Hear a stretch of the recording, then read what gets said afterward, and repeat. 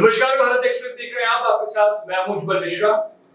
एक बार फिर लोकसभा चुनाव के जो नतीजे आए उन्होंने एग्जिट पोल को पूरी तरह से ध्वस्त कर दिया। अब लोकसभा चुनाव के नतीजे आने के बाद कल आपने पूरा दिन टेलीविजन पर, सोशल मीडिया पर खबरें देखी होगी, लेकिन सबसे विश्वसनीय खबरें, सबसे छपी हुई खबरें जिनको कहते हैं वो अखबार की खबरें होती हैं। और आज हमारे साथ पूरा पैनल बैठा है, हमारे सहयोगी बैठे हैं। तमाम अखबारों को लेकर आप एक अखबार पढ़ते हैं, दो अखबार पढ़ते हैं, लेकिन हमारे पास देश के लगभग सभी बड़े अखबार हैं और इन सभी बड़े अखबारों में क्या छपा, क्या छिपा, किस तरह से पेश किया गया, वो आज हम आपको बताएंगे।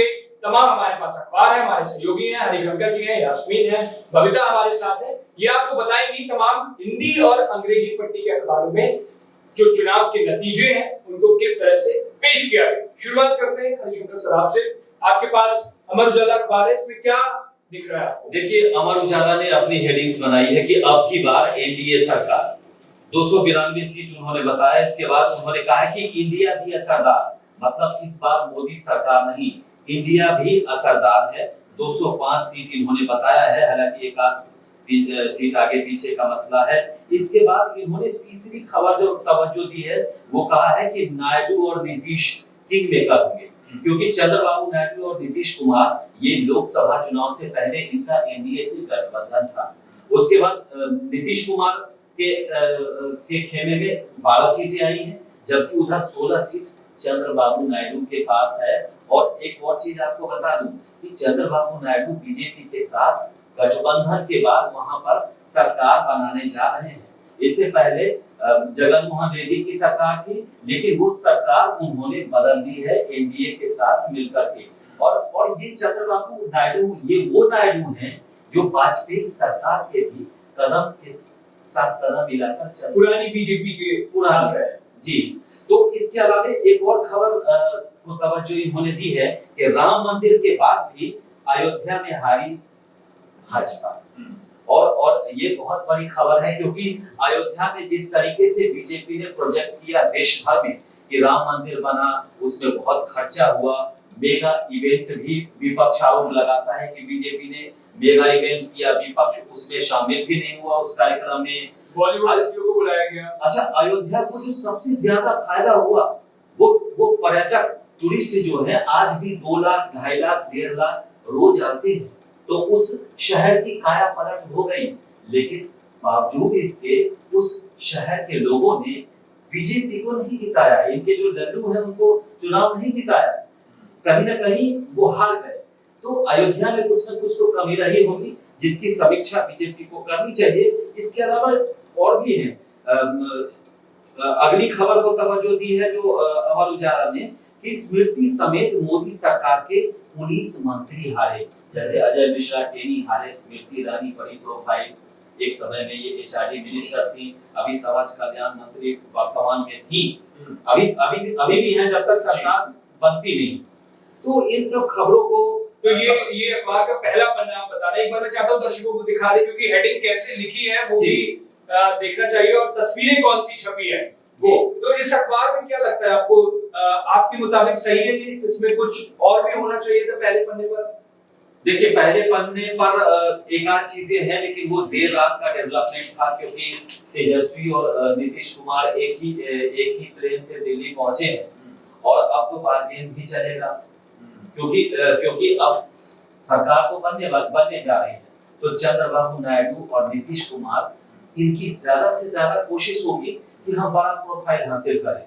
नीतीश कुमार का आप अगर रिकॉर्ड देखें तो वो केंद्र में वाजपेयी सरकार में कृषि मंत्री भी रहे, रेल मंत्री भी रहे। पिछली बार भी जब आरसीपीसी को उन्होंने भेजा था तो उन्होंने डिमांड रेल मंत्रालय की थी, क्योंकि रेल मंत्रालय हाई प्रोफाइल मंत्रालय है और रेल मंत्रालय का बजट जो है वो वित्तीय बजट के बाद सबसे बड़ा बजट उन्हीं का होता है। तो कुल मिलाकर के अब इसी पर बात होगी और इसी पर बात चल भी रही होगी कि किसके पास क्रीमी मंत्रालय, किसके पास मलाईदार मंत्रालय। ठीक है, अब अंदर की पन्नों पर आपसे पूछेंगे, तब तक आप देख लीजिए। यास्मीन हमारे साथ है, यास्मीन के पास तमाम देश के जो बड़े अंग्रेजी अखबार हैं वो यास्मीन के पास है। यास्मीन, क्या हेडलाइंस हैं अंग्रेजी अखबारों की, और उन हेडलाइंस में क्या-क्या आपको दिख रहा है और क्या और होना चाहिए था जो नहीं दिया गया? फिलहाल मेरे पास टाइम्स ऑफ इंडिया अखबार है, न्यूज़पेपर है। उन्होंने फर्स्ट लाइन जो हेडलाइन दी है उन्होंने लिखा है हैट्रिकी। अगर इस पहला जो वर्ड है उन्होंने इस पर इतना रेड से मैं आपको दिखाना चाहूंगी कि इस पर उन्होंने इस तरीके से रेड से लिखा हुआ है, हम बोलते हैं हैट्रिक यानी कि तीसरी बार, बट इन्होंने लिखा है ट्रिकी। ट्रिकी का मतलब होता है कि पेचीदा, थोड़ा मतलब इतनी आसानी से जो चीजें हाथ में नहीं आती है। तो एनडीए में इन्होंने लिखा एनडीए 272 पार, इंडिया रेजेस बार। उन्होंने एनडीए को बोला है कि उन्होंने इतना पार किया है, मेजॉरिटी तो उनको मिल गया है, लेकिन इंडिया उन्होंने अपना जो बार है वो और बढ़ा दिया है। और अगर हम हिंदुस्तान टाइम्स की बात करें तो इन्होंने जो पिक्चराइजेशन, जिसे उज्जवल पहले कह रहे थे कि पिक्चर्स क्या छपे हैं, तो ये बहुत बड़ा मुझे खुद भी लगा कि पिक्चर्स जो हिंदुस्तान टाइम्स ने छापा है उसमें एनडीए और इंडिया बोथ उन्होंने 50-50 का पूरा इन्होंने इसको स्पेस दिया है। यहाँ अगर प्राइम मिनिस्टर जितने बड़े दिखाए जा रहे हैं उसमें राहुल गांधी भी का स्पेस भी उन्होंने उतना ही दिया है। अगर हम यहाँ पर अगर अमर उजाला की अगर हम बात करें तो इसमें अगर हम देखें तो बीजेपी मेजॉरिटी वाला जो पिक्चर है इन्होंने वो चीज यूज कर लिया। और यही चीज अगर मैं इंग्लिश न्यूज़पेपर की अगर बात करूं तो उन्होंने तवज्जो दोनों को दिया है। इसमें उन्होंने ये लिखा है एनडीए लीडिंग इंडिया शाइन, और उन्होंने plot twist it's game on. अब ये है कि बराबरी का मुकाबला देखने को मिल सकता है, आखिर सरकार किसकी बनेगी ये तय है भी और नहीं भी है। ठीक है, इसमें कुछ हमारे जो लीडर्स हैं उनका बयान भी सामने आया है। ममता जी कहती हैं Modi has broken many parties and now the people have broken his moral. वो ये कहना चाह रही है कि उन्होंने इतनी पार्टियां तोड़ी हैं, उसके बाद बीजेपी को सत्ता में वापसी या एनडीए को वो मेजॉरिटी दिलाते आए हैं, और अब जो है इंडिया के लोगों ने उनका जो मोराल है, उनकी जो हिम्मत है वो ही तोड़ के रखी है। और वहीं अगर हम इसमें जो हिंदुस्तान टाइम्स में जो राहुल गांधी का बयान छपा है, इसमें लिखा है the fight was to save the constitution, the main thing the country has said is that we don't want Narendra Modi. उन्होंने कहा कि संविधान बचाने की लड़ाई थी, लोगों ने संविधान को बचाया है। तो ये इंग्लिश जो अखबार है उन्होंने, मुझे लगता है कि विपक्ष जो है इंडिया गठबंधन जो कह रहा है, उन्होंने ज्यादा फ्रंट पेज पर उनको ज्यादा तवज्जो दिया गया है। और अगर हम फाइनेंशियल एक्सप्रेस की भी अगर बात करें तो उन्होंने भी एनडीए विंस इंडिया शाइन्स। अब इन तीनों अखबारों की अगर बात करें तो इसमें इंडिया के लिए जो वर्ड्स यूज करे गए हैं, अगर हम उस पर ध्यान दें, India raises the bar, India shines, India shining, NDA leading. तो शाइन उभरता आ रहा है और चमक रहा है। हालांकि यास्मीन, इस पर एक चीज और मैं बताना चाहूंगा। इंडिया शाइनिंग वो वर्ड है जो बीजेपी का कोई भी नेता अपनी जुबान पे नहीं लाना चाहता, क्योंकि यही वो शब्द है जो वाजपेयी सरकार को एक झटके में सत्ता से उन्होंने बेदखल कर दिया था। वाजपेयी सरकार ने समय से पहले चुनाव कराया था, उन्होंने नारा दिया था इंडिया शाइनिंग, और कांग्रेस ने उसको रातों रात हाथों हाथ लिया और पब्लिक को बताने में ये सफल रही कि जब भारत में इतनी गरीबी है, इतनी बेरोजगारी है, लोग इतने परेशान हैं, तो इंडिया शाइन कैसे कर सकता है। तो कहीं ना कहीं इसके दो मीनिंग हैं। एक तो इंडिया शाइनिंग मतलब इंडी गठबंधन के लिए कह रहे हैं कि वो शाइन कर रहा है, लेकिन दूसरा इसका मीनिंग अगर आप लगाएं तो इंडिया शाइनिंग है तो वो कहीं ना कहीं बीजेपी को चिढ़ाने वाला भी है, क्योंकि बीजेपी का कोई नेता इस पर न बात करेगा इंडिया शाइनिंग पे न करेगा, क्योंकि जब बीजेपी के पास ज्यादा मेजॉरिटी थी, पिछली बार ज्यादा सीटें आई थी, तो उसके बावजूद उन्होंने इस शब्द का कहीं इस्तेमाल नहीं किया था। तो ये डबल मीनिंग वाला वर्ड है, लेकिन कहीं ना कहीं ये दिखाता है कि विपक्ष इस बार मजबूत हुआ है। मतलब इंडी शाइनिंग, तो वो शाइन कर रहा है कहीं ना कहीं। ठीक है, आपने अंग्रेजी अखबार देख लिए, हिंदी का एक अखबार देख लिया। बबीता हमारे साथ हैं, बबीता के पास भी हिंदी का एक अखबार है। बबीता उसमें बताएंगी कि क्या हेडलाइंस कैसी है और पिक्चर्स पे क्या है। उज्जवल, मेरे पास जो न्यूज़पेपर है वो हिंदुस्तान टाइम्स का है, हिंदुस्तान का है हिंदी में, और इसकी जो हेडलाइन है वो है मोदी तीसरी पारी के लिए तैयार। ये सब जानते हैं पूर्ण बहुमत नहीं मिला, 400 पार नहीं हुए, लेकिन सरकार फिर भी मोदी की ही बनेगी। इसी के साथ बहुत सारी चीजें जो इस वक्त हम देख रहे हैं कि मोदी जी तमाम रैलियां कर रहे थे और कल भी उन्होंने कई सारी बातें बोली है। कल उन्होंने जब अपना एक जनसभा किया, जो भी उन्होंने एक इंटरव्यू दिया जिस तरीके से, उसमें उन्होंने साफ बोला कि लोकतंत्र और संविधान में भरोसे की जीत है। पार्टी लेकिन- ऑफिस पार्टी ऑफिस हाँ, पार्टी पार्टी ऑफिस उन्होंने ऑफिस। सारी चीजें बोली, लेकिन विपक्ष कह रहा है कि ये बीजेपी की या पीएम मोदी की नैतिक हार है। तो पिक्चर्स की अगर बात करें पहले पन्ने पर, तो एक बार दर्शकों को दिखाइए। पिक्चर्स इसमें सिर्फ मुझे यहाँ पे पीएम मोदी की नजर आ रही है, जहाँ फूल उन पर बरसाए जा रहे हैं और विपक्ष को कोई जगह नहीं दी, जिस तरीके से हम कल टीवी पर भी देख रहे थे। लेकिन एक दिख रही है मुझे राहुल गांधी की तस्वीर दिख रही है मल्लिकार्जुन खड़गे के साथ। इसमें राहुल गांधी एक संदेश दे रहे हैं कि सरकार बनाएंगे या नहीं, ये फैसला गठबंधन में और मैं यही बोलना चाह रही थी, इंग्लिश और हिंदी के अखबारों की अगर हम डिफरेंस की बात करें तो इंग्लिश अखबार में विपक्ष का जो फोटो है वो इतना है, और मैंने आपको अमर उजाला भी दिखाया था, और एनडीए का जो फोटो है वो इतना ज्यादा बड़ा है, जबकि जो टक्कर है वो ऑलमोस्ट लगभग लगभग बराबर है। बहुत बड़ा डिफरेंस नहीं है। उसके बाद अगर हम हिंदी और इंग्लिश को कंपेयर करें तो वो कहाँ जा रहा है और किसको इसीलिए मैं पहले पन्ने की बात कर रहा था, क्योंकि अखबारों में पहला पन्ना जो होता है वो मास्टर पेज होता है। बहुत बहुत मतलब जो आपकी पहली निगाह टिकेगी वो पहले पन्ने पर ही टिकेगी, और पहले पन्ने की हेडलाइंस को देख करके अखबार के अंदर की तबीयत का अंदाजा लगा सकते हैं आप कि उसमें अंदर क्या छपा होगा। अब मेरे पास नवभारत टाइम्स है, आप इसमें देखिए जनता जनार्दन, नरेंद्र मोदी की एक बड़ी सी तस्वीर लगी हुई है और जबकि राहुल गांधी की एक छोटी सी तस्वीर है। जबकि आप अंग्रेजी के तमाम अखबार अगर देखेंगे तो उसमें आप देखोगे लगभग 50-50 का उसमें दिया हुआ है। जैसे अब आजकल के पास हिंदुस्तान टाइम्स है, अब आप इसमें देखोगे नरेंद्र मोदी की तस्वीर भी है, राहुल गांधी की तस्वीर भी है, और उसके बाद एनडीए के नेताओं की तस्वीर भी है और इंडिया गठबंधन के नेताओं की तस्वीर भी है।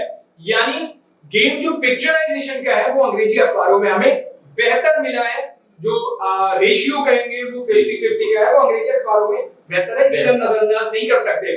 और हेडलाइंस तो अंग्रेजी अखबारों की जाहिर तौर पर हमेशा से कही जाती है, उनकी हेडलाइंस को लोग पढ़ते हैं, इंटरेस्टिंग होती है। अच्छा, मैं अगर नवभारत टाइम्स की बात करूं तो इसमें प्रधानमंत्री की एक बड़ी सी तस्वीर है, राहुल गांधी की छोटी सी तस्वीर है, जनता जनार्दन, उसके बाद वोटिंग का जो भी एनडीए को 291, इंडिया को 234 वोट दिया गया है। एक चीज इसमें मुझे अच्छी लगी नवभारत टाइम्स में, उन्होंने पहले ही पन्ने पर इंडिया को इतनी सीटें क्यों आई उसको 5 पॉइंटर्स में दिया है। वो 5 पॉइंटर्स है, एक तो गठबंधन सरकार का युग लौटा, जो इस चुनाव की सबसे बड़ी चीजें रही, वो 5 पॉइंटर्स में दे दी। दूसरी, कांग्रेस अभी जिंदा है, बीजेपी डाउन हुई है, आउट नहीं हुई है। चौथा पॉइंट है सरकार का स्वरूप बदल जाएगा, यानी अब गठबंधन के लिए फिर से गठबंधन चीजें होंगी, क्योंकि भी चल रही है। आप देखोगे, आप सुबह से जो तस्वीर आ रही है, तेजस्वी यादव एनडीए की मीटिंग भी है, इंडिया की मीटिंग भी है, तेजस्वी यादव, नीतीश कुमार आपको एक प्लेन में दिखे। उसके बाद तमाम तरह से टीडीपी की मीटिंग होने वाली है, तमाम सारी सुबह से घटनाक्रम चलेंगे। और एक जो सबसे बड़ी चीज है वो मंडल युग की वापसी, मंडल युग का टाइम उसकी भी जिक्र करिए। लेकिन एक चीज जो मुझे नदारत दिखी इसमें वो ये है कि कहीं यूपी जो सबसे बड़ा प्रदेश है और जहां सबसे बड़ा उलटफेर हुआ है उसको पहले पन्ने पर जगह नहीं दी गई, वहां की खबर को तवज्जो नहीं दी गई है, वो छिपा लिया गया इन अखबारों में और अंदर के पन्नों में वो खबर छपी हुई है। हालांकि तो मैं ये भी कहना चाहूंगी कि अब काफी ज्यादा सोशल मीडिया पे मीम्स ही यही मिल रहे हैं कि यूपी का फुल फॉर्म बन चुका है उलट फेर, तो ये चीज है, मीम बन रहे हैं। देखिए इसमें बहुत सारी चीजें, आप अगर सीटों पर अगर बात करें, अखबार में सीटों को लेकर उस तरीके से नहीं दिया गया है। एक चीज और मैं आपको रोकना चाहूंगा, कई अखबारों में डेटा जो है सीटों को लेकर के आप देखोगे सब में अलग-अलग है, क्योंकि अखबारों में क्या होता है, सटीक आंकड़े जब तक अखबार छपता है तब तक आंकड़े आ नहीं पाते हैं, तो जिस अखबार के छपने तक का जो आंकड़ा होता है उसमें दे दिया जाता है। आप देखोगे माइनर सा अंतर है, किसी में 291 होंगे, किसी में 293 होंगी, उसमें जाइए, हां तो अलग-अलग सारी उसमें आप कंफ्यूज मतलब ये अखबारों में पब्लिश हो चुकी है। नहीं, उसमें उसकी वजह, उसकी असली वजह ये है कि रात में कई सारी सीटों पर रीकाउंटिंग हुई है। कई बार उम्मीदवार अगर सैटिस्फाइड नहीं है तो कहीं ना कहीं आपको रीकाउंटिंग कराना पड़ेगा, और रीकाउंटिंग होती है तो रात के 3 बजे, 4 बजे, 5 बजे, तब तक अखबार जो है पब्लिकेशन का इंतजार नहीं करेगा, नहीं तो सुबह हम तक कैसे अखबार पहुंचने वाला है। तो ये सब चीजें एक और बड़ा मतलब इम्पोर्टेंट चीज है कि आप देखिए, विपक्ष कह रहा है कि ठीक है बहुत ज्यादा सीट का अंतर नहीं है, 40 सीट और 45 सीट का अंतर है सत्ता पक्ष और विपक्ष में, लेकिन एक और सबसे बड़ा अलग तरह का आंकड़ा है कि बीजेपी की जितनी सीटें हैं उतना सारा विपक्ष मिला करके अभी भी नहीं। आप देखिए बीजेपी का 244 है और विपक्ष का कितना है, अंतर है। तो कुल मिलाकर के लेकिन बीजेपी की मतलब डाउनफॉल हुआ है। बीजेपी को सबसे ज्यादा जो डेंट लगा है वो यूपी में लगा है, जहां से हम कहते हैं कि सत्ता तक पहुंचने का रास्ता यूपी से है। लेकिन भारत टाइम्स में लिखा है कि बीजेपी डाउन हुई है, आउट नहीं हुई है। और इसी में हिंदुस्तान ये टाइम्स ऑफ इंडिया में भी उन्होंने एक हेडिंग लिखी है, नॉट सो उपयोगी रिजल्ट। योगी के लिए कहा जाता है योगी है उपयोगी है, पीएम ने भी एक बार मंच से कहा था यूपी के लिए योगी उपयोगी है। अच्छा, हेडलाइन में लिखा नॉट सो उपयोगी। अच्छा, तो उन्होंने ये डायरेक्टली योगी पर तंज कसा है कि शायद वो इतने उपयोग के नहीं रहे हैं। चुनाव के दौरान दो और सबसे बड़ा चर्चा का विषय था, दो राज्यों के मुख्यमंत्री गिरफ्तार हुए थे, एक अरविंद केजरीवाल और दूसरा झारखंड। और इन दो राज्यों में अमर उजाला ने लिखा है कि जिन दो राज्यों के मुख्यमंत्री हुए गिरफ्तार वहां भाजपा की बहार, मतलब वहां भाजपा को लॉस नहीं हुआ। यहाँ पर अगर 7 की 7 सीटें जीती है और जो सबसे कम मार्जिन से सेंट्रल दिल्ली की सीट जो बांसुरी स्वराज ने जीती है आप उम्मीदवार से, वो भी सोमनाथ भारती से, वो भी 78,000 की मार्जिन से। और एक और खबर है, पूरे चुनाव के दौरान ये खबर आई थी कि उत्तर पूर्व सीट से मनोज तिवारी कहीं ना कहीं हार जाएंगे। कन्हैया कुमार का ये profile, JNU profile, Congress Rahul Gandhi के करीबी, लेकिन वो बड़े मार्जिन से हारे हैं। और सिर्फ एक बार जब काउंटिंग हम लगातार देख रहे हैं तो सिर्फ एक बार वो आगे निकले थे, उसके बाद लगातार वो पीछे चलते चले गए और उनकी हार हुई। तो अखबार ने अलग अलग तरीके का दिया है, लेकिन सबसे ज्यादा जो मिसिंग खबर है वो यूपी को लेकर के है कि यूपी ने पूरा उलटफेर कर दिया। दूसरा कि मध्य प्रदेश में भी एक ही सीट कांग्रेस के पास छिंदवाड़ा वाला, जो कमलनाथ के बेटे नकुलनाथ वहां से सांसद थे, कांग्रेस से बीजेपी ने वो भी सीट छीन लिया। अब वहां 29 के 29 सीटों पर वहां बीजेपी है। तो एक तरफा एक तरीके का वहां चुनाव रहा। अच्छा, सबसे एक और रिकॉर्ड बना है इंदौर में, नोटा जो है कांग्रेस ने हालांकि अपील भी की थी चुनाव के दौरान, जो वहां का जो मतलब कांग्रेस उम्मीदवार था वो अचानक से पाला बदल दिया उसने। अब कांग्रेस के पास कैंडिडेट ही नहीं रहा क्योंकि नामांकन हो चुका था, उसकी तारीख भी निकल गई थी। तो कांग्रेस ने कहीं ना कहीं लोगों से अपील की थी कि आप नोटा का इस्तेमाल करें। तो नोटा ने भी पहली बार चुनाव में रिकॉर्ड बनाया है, वो भी इंदौर। बिल्कुल जाहिर तौर पे तो ये तमाम सारे अखबार थे जिनको हमने आपको बताया। तमाम अखबारों में बहुत कुछ छापा गया है, बहुत कुछ छिपाया गया है। छिपाया गया इन सेंस ये होता है कि मैं जानता हूँ, हम सब जानते हैं कि अखबार में पहले पन्ने पर सब कुछ नहीं आ सकता है, लेकिन बहुत कुछ पहले पन्ने पर लाया जा सकता है, जिससे कि जो पढ़ने वाला पाठक होता है वो अपने आप तय करता है कि कौन सा अखबार बेहतर है। और पाठक से पहले हम लोग भी तय कर लेते हैं, क्योंकि खबरों की दुनिया में होते हैं, तो कौन से अखबार ने क्या चीज दिखाने की, प्रेजेंट करने की कोशिश की है। हालांकि तमाम अखबारों पर आपकी क्या राय है और आपने कौन सा अखबार? एक सवाल मैं आपसे जरूर पूछूंगा। जो अभी तस्वीर आपने थोड़ी देर पहले मुझे भी दिखाई थी और मैंने भी कहा था कि ये तस्वीर सोशल मीडिया में चल रही है कि ये चुनाव के बाद का डेवलपमेंट है और अभी सरकार बनी नहीं है, तो बहुत सारे अलग अलग तरह के मसले चल रहे हैं। अब एक ही प्लेन में चाचा और भतीजा मतलब नीतीश कुमार और तेजस्वी यादव आए हैं, तो उस पर भी तो कुछ बताइए। अखबारों में तो कुछ दिख नहीं रहा।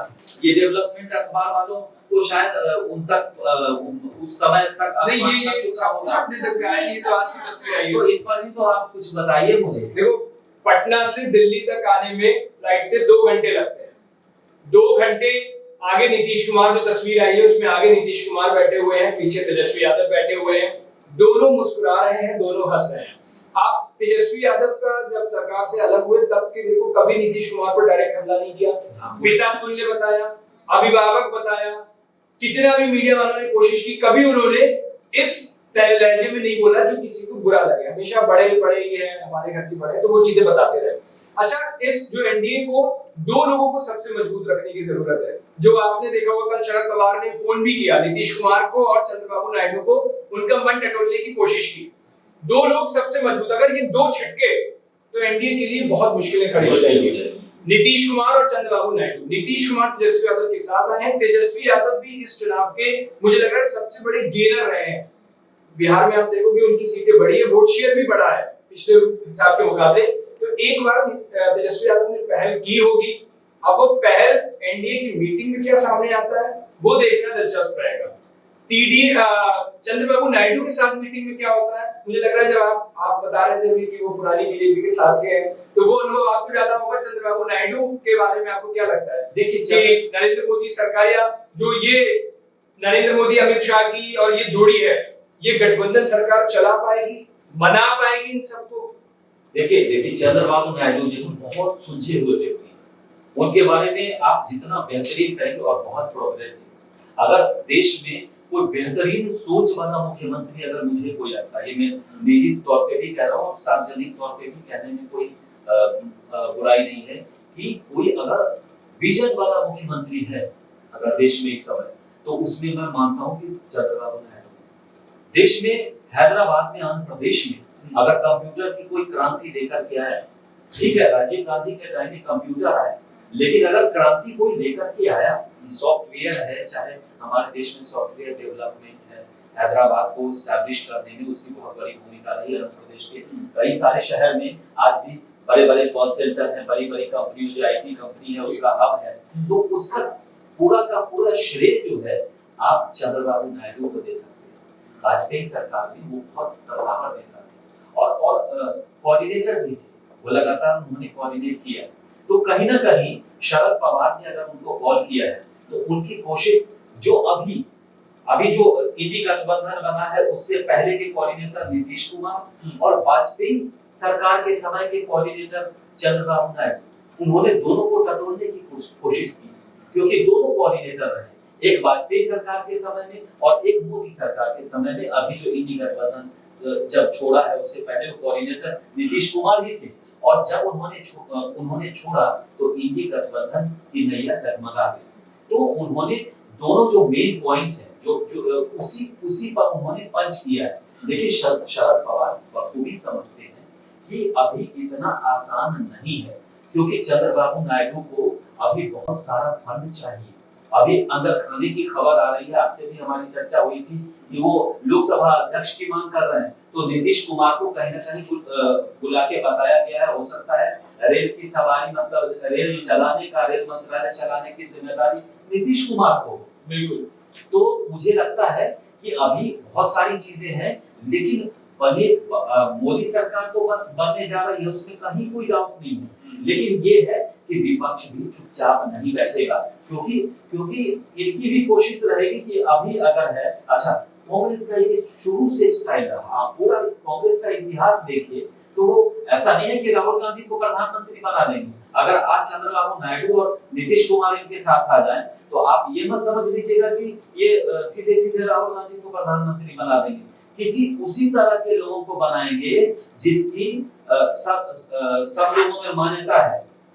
अब मनमोहन सिंह को कैसे बना दिया? उस समय मनमोहन सिंह से ज्यादा पावरफुल प्रणब मुखर्जी थे। प्रणब मुखर्जी वित्त मंत्री थे। उन्होंने रिजर्व बैंक का जो आरबीआई का चेयरमैन प्रणब मुखर्जी ने मनमोहन सिंह को बनाया था, और उसी मनमोहन सिंह को कांग्रेस ने उठा करके डायरेक्ट उनको प्रधानमंत्री बना दिया। तो कांग्रेस अगर कांग्रेस और इंडी गठबंधन को मौका मिलता है तो ये किसी बड़े प्रोफाइल के लोगों को नहीं लाएंगे। राहुल गांधी उसके बावजूद पीएम नहीं बनेंगे कोई डमी उस टाइप का कि हम जैसा चाहें वो वैसा ही कहे, वैसा ही मुहर लगाए। ठीक है, तो कुल मिलाकर के आज पूरी मीटिंग में दोनों खेमे की मीटिंग हो रही है, और दोनों खेमे की मीटिंग में क्या कुछ निकलता है ये इस पर हमारी पूरी नजर बनी रहेगी। अखबारों के इस शो पर आपकी क्या राय है हमें कमेंट बॉक्स में जरूर बताओ, और आपने कौन सा अखबार पढ़ा और उसके बारे में आप क्या सोचते हैं वो भी हमें जरूर लिख भेजिए। बाकी देश दुनिया की तमाम खबरों के लिए देखते रहिए भारत एक्सप्रेस।